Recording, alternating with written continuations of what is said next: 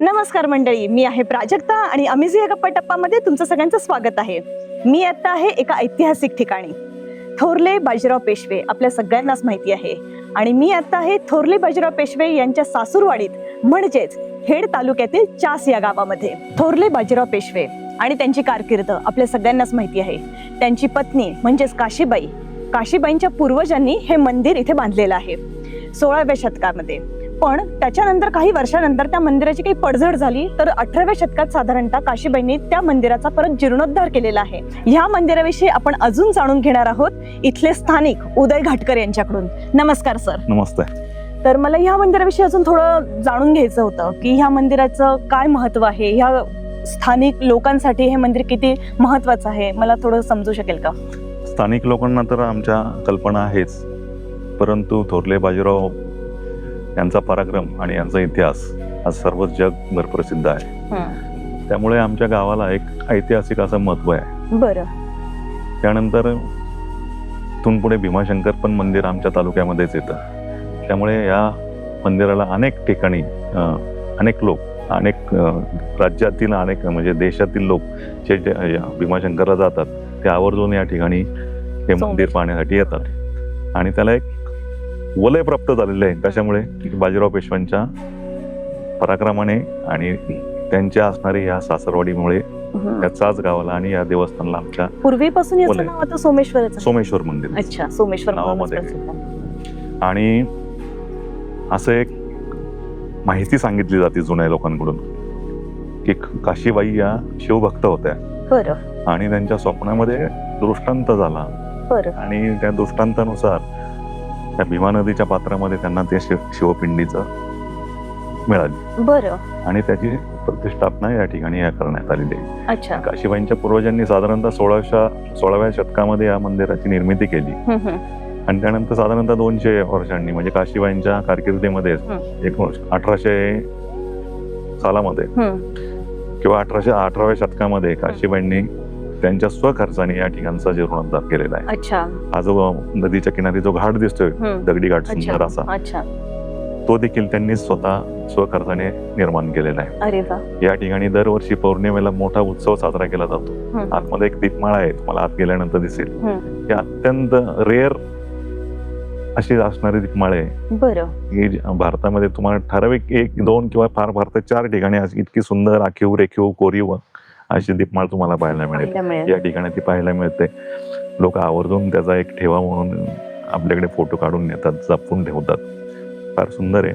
आणि त्रिपुरी पौर्णिमेला त्या दीपमाळीचे जे प्रत्येक पाय आहेत, प्रत्येक 250 पाय आहेत त्याला, 250 पायांवर त्या दीप पेटवले जातात. अरे वा. आणि ती पेटवलेली दीपमाळ रात्रीच्या अंधारात पाहायला खरं म्हणजे नेत्र सुखत असतं एकदम. अच्छा. तो सोहळा पाहण्याकरता अनेक ठिकाणी नागरिक या ठिकाणी येतात. खूप सुंदर असा तो उत्सव साजरा केला जातोय. खूप मस्त. खूप.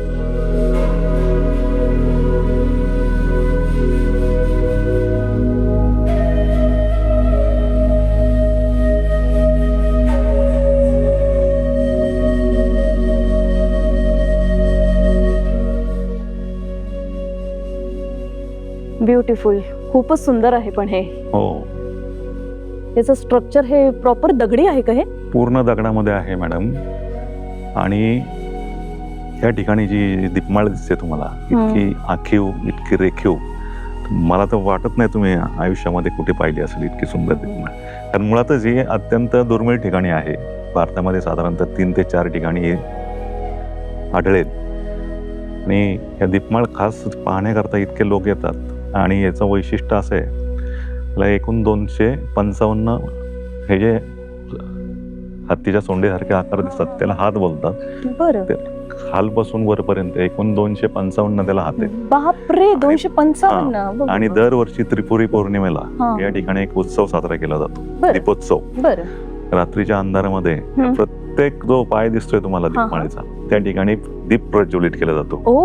वर जर तुम्हाला असा अग्निकुंडासारखा यज्ञकुंड दिसतोय, त्या ठिकाणी देखील असा अग्नी प्रज्वलित केला जातो. आणि त्या रात्रीच्या अंधारामध्ये संपूर्ण प्रज्वलित झालेली दीपमाळ पाहणं हे फार नेत्रदीपक सोहळा असतो. अच्छा, मग हे दीप जे प्रज्वलित करता हे इथले स्थानिक लोक स्थानिक लोक करतात. काही पर्टिक्युलर टीम त्यांची असं काही नसतं. या ठिकाणी जे म्हणजे पूर्वज आहेत या दोषी परिवारातील हा ते लोक, त्यांचे नातेवाईक, हा. गावातील भक्त परिवार, हा परिसरामध्ये ज्या लोकांना माहिती आहे की या मंदिरामध्ये या ठिकाणी हा दीपोत्सव साजरा केला जातो, अच्छा लोक अत्यंत उत्कंठेने तो उत्सव पाहण्याकरता या ठिकाणी येतात येतात. आणि फार सुंदर असा तो सोहळा असतो. या ठिकाणी ते यज्ञयाग सुद्धा मध्ये मंदिरामध्ये चालू असतात त्या दरम्यान, आणि बाहेर हे दीप प्रज्वलित झालेले साधारणतः असतात रात्री 9 ते 1 वाजेपर्यंत हा कार्यक्रम रात्री चालतो. 1 वाजेपर्यंत. हम्म. हे त्रिपुरारी पौर्णिमा. त्रिपुरी पौर्णिमा. वा, खूपच सुंदर.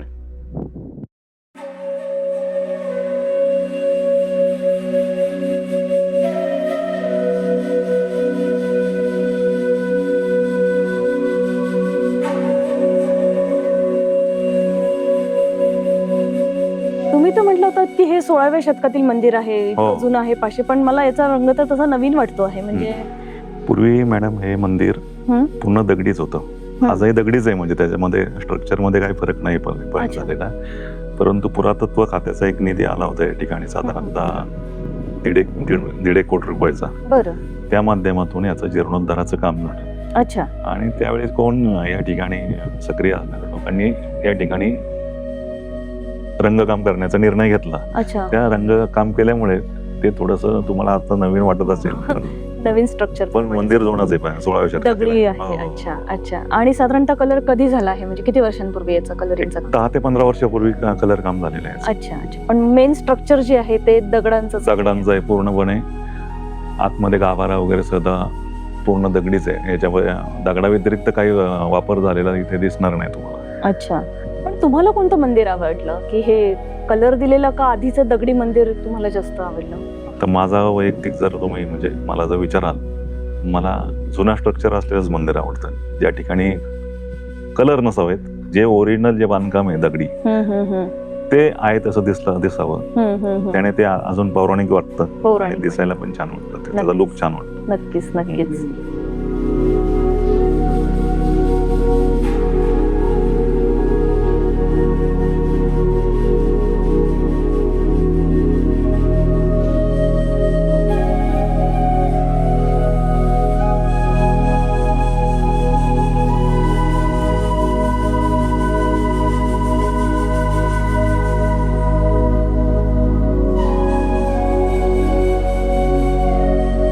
ही जाळी बघा किती सुंदर आहे. तुम्हाला वाटेल ती आता लोखंडी आहे की काय, परंतु पूर्ण दगडी जाळी येते. अच्छा अच्छा.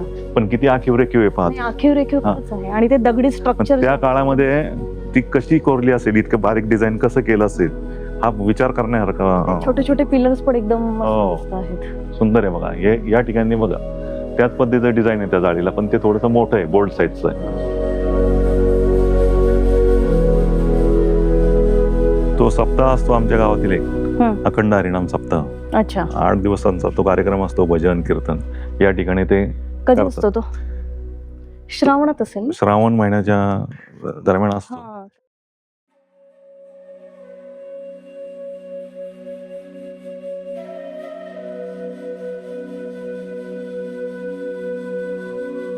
खरं तुम्ही गावकऱ्यांनी माझी रिक्वेस्ट केली पाहिजे परत ट्रस्टला, ते कलर परत चेंज करता आला तर. ते काही दगडी कलर एक मारलं तर माझ्या मते परत होऊन जाईल. होऊ शकतं ते, किंवा कलर मारण्यापेक्षा नुसता हा जरी कलर काढता आला. हा, तेच वाटते. नाही, बाहेरून पण ते खूप मस्त वाटेल असं. हो हो हो. की हा जो गाभारा किती सुंदर आहे तो.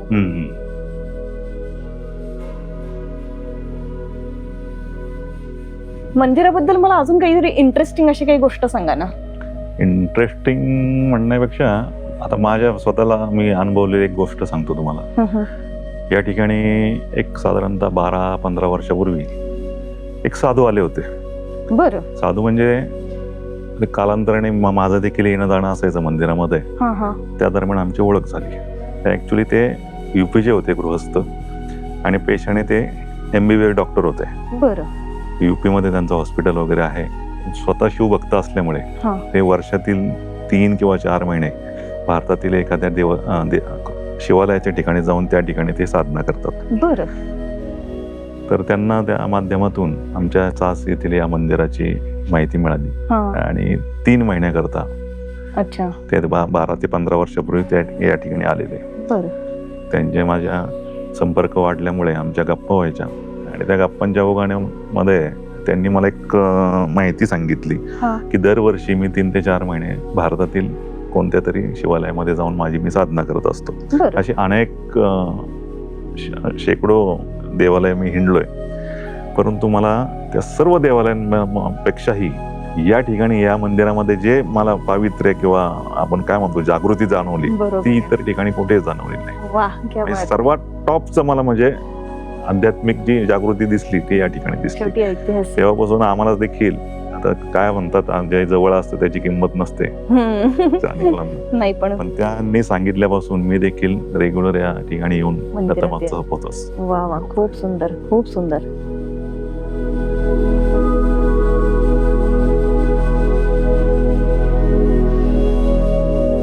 मग काशीबाईंनी जो घाट बांधला तो घाट हाच का? हो, तो हाच घाट म्हणजे हाही त्याच काळातला आहे. त्या काळातला 18व्या शतकामध्ये काशीबाईंनी त्यांच्या स्वखर्चाने या ठिकाणी घाट बांधलेला आहे. अच्छा. आता या ठिकाणी तुम्हाला थोडीशी काठाची पडझड झालेली दिसेल. हा हा. ते ऍक्च्युली पात्र तिकडून होतं. बरं. पात्र बघा किती लांब दिसते नदीचं, बरोबर. परंतु काय आलं त्या मध्ये वाळू उपशामुळे त्याचा प्रवाह बदलला. बरोबर. तो घाटाकडे त्याचा फ्लो आला, त्याच्यामुळे त्या ठिकाणी थोडंसं नुकसान झालेलं आहे. अच्छा. आणि त्याचं आता थोडंसं पुनरुज्जीवन करायचं प्रयत्न चालू आहेत. काही दिवसांनी ते पूर्णत्वाचं जाईल. आणि ही भीमा नदीच ना? ही भीमा नदी. अच्छा. या ठिकाणी एक बंधारा घालून हा. इथे बोटिंग सुरू करण्याचा एक प्रस्ताव आहे विचाराधीन. बरं. तो थोड्याच दिवसात ते काम मार्गी लागेल. अच्छा. आणि या ठिकाणी एक सुंदर असं पर्यटन स्थळ मला अच्छा. झालेलं अच्छा. आता पुढे तुम्ही अजून 2 वर्षांनी आलात ते संपूर्ण या ठिकाणी तुम्हाला तलाव दिसेल. तुम्ही बोटीमध्ये तुम्ही फेरफटका मारू शकाल. आणि ह्याच्यात तुम्हाला देवळे असतात या ठिकाणी. बघा या ठिकाणी पण हे देवळी आहे. हे काय आहे? हे देवळी आहे. बरं. म्हणजे या ठिकाणी तुम्हाला मगाशी मी जे मंदिरामध्ये सांगितलं गुरुपौर्णिमेचा उत्सव इथे साजरा केला जातो, दीपोत्सव. त्याच्यासाठी हे प्रयोजन केलंय. याच्या प्रत्येक देवळी दिसते या देवळीमध्ये पंथी लावली जाते आणि प्रज्वलित केली जाते त्रिपुरारी पौर्णिमा. त्यामुळे त्या प्रज्वलित सगळ्या एक ऍट ए टाइम प्रज्वलित केल्यानंतर तो जो दिसणारा नजारा असतो फार नेत्रदीपक असतो आणि तो पाहायला आवर्जून लोक येत असतात. वा वा वा, खूपच सुंदर. सगळे दिवे लागल्यानंतर जे दृश्य असेल ते खरंच खूपच सुंदर असेल. संध्याकाळी दुपारचं ऊन कमी झाल्यानंतर संध्याकाळी खूप लोक येतात, छान बसायला येतात, भेळ वगैरे घेऊन येतात आणि दिवसभराचा थकवा या ठिकाणी 100% निघून जातो. असा एक प्रत्येकाचे अनुभव आहे.